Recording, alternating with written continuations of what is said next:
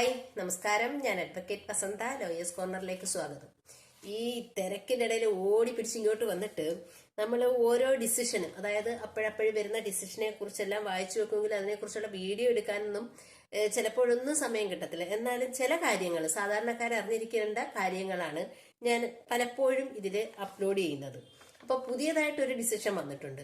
ഞാൻ ഇതിനു മുമ്പ് ഒരു വീഡിയോ ചെയ്തു, ഒളിച്ചോട്ടം എന്ന് പറഞ്ഞ്.